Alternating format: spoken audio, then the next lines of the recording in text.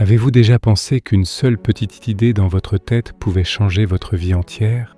On essaie tous d'être des gens bien, d'être honnêtes et de travailler dur. Mais parfois, un seul moment de faiblesse, une seule pensée de cupidité peut tout détruire. L'histoire d'aujourd'hui est à écouter attentivement.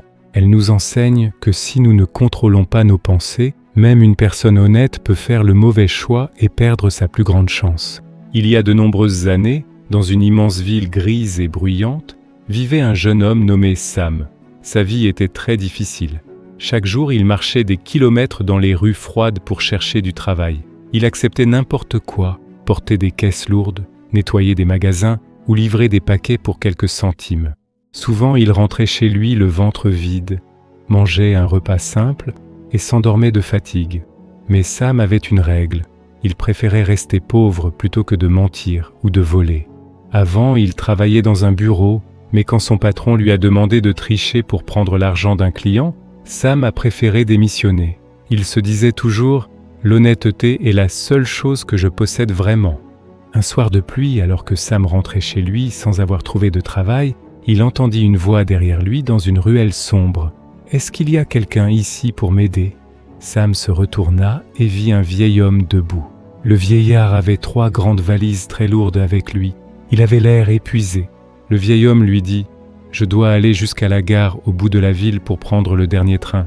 Je peux porter 2 de ces valises, mais la 3e est trop lourde pour moi.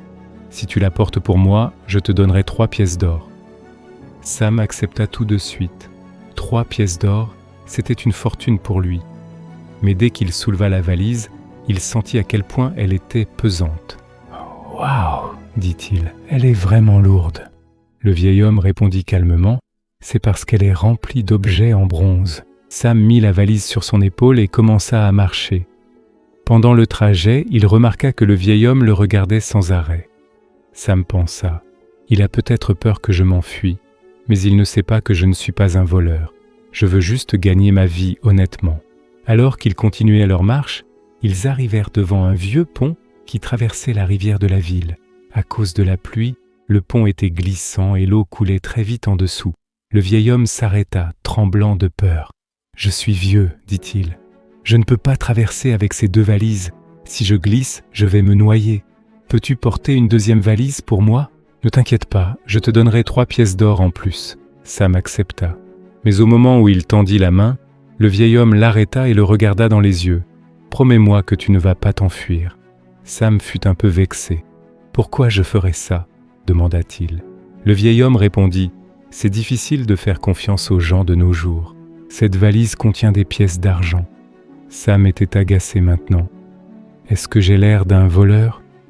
Je ne triche pas pour de l'argent. Donnez-moi la valise. » Il prit la 2e valise et traversa le pont. Même l'odeur de l'argent ne lui faisait pas oublier ses valeurs. Enfin, ils arrivèrent au pied d'un grand escalier qui montait vers la gare. Sam commença à grimper, mais le vieil homme resta en bas. « Allez, venez !» cria Sam. « Je ne peux plus » répondit le vieillard. « Je suis trop fatigué pour monter ces marches avec ce dernier bagage. Prends-le, mais fais attention, ce sac contient de l'or pur.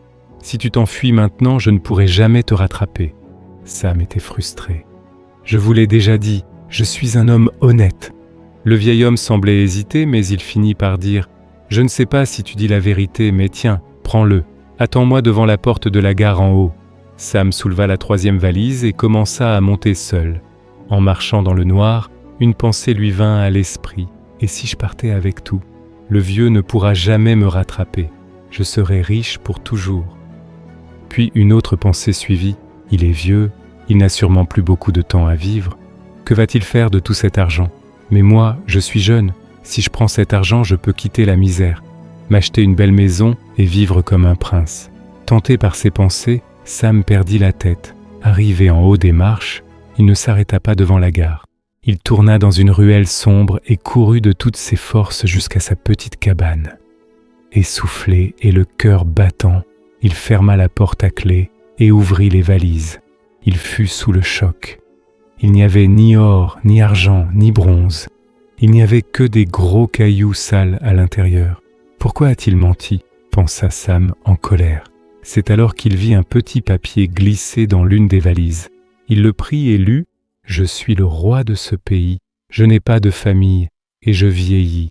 Depuis longtemps, je cherche une personne honnête dans cette ville pour devenir mon fils et le futur roi.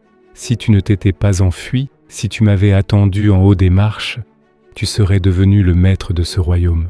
Mais pour un moment de cupidité, tu as choisi de voler des cailloux. » En lisant ces mots, Sam s'effondra par terre. Il avait été honnête toute sa vie, mais une seule petite pensée de convoitise avait tout détruit au dernier moment. S'il avait contrôlé son esprit juste une minute de plus, il serait devenu roi. Mais ce seul moment de faiblesse lui a fait perdre la plus grande chance de sa vie. Cette histoire nous enseigne à quel point nos pensées sont puissantes. Tout commence par une idée. La pensée devient une parole. La parole devient une action. L'action devient une habitude. Et les habitudes créent notre avenir. Si vous voulez une vie belle et réussie, commencez par surveiller vos pensées. Car vos pensées sont comme des graines. Un jour, elles deviendront votre réalité. Assurez-vous que ces graines soient remplies d'honnêteté et de paix. Si vous pensez que cette histoire peut aider quelqu'un, n'hésitez pas à aimer la vidéo et à vous abonner. Je reviendrai bientôt avec une nouvelle histoire pour vous inspirer. D'ici là, restez honnête et continuez d'avancer.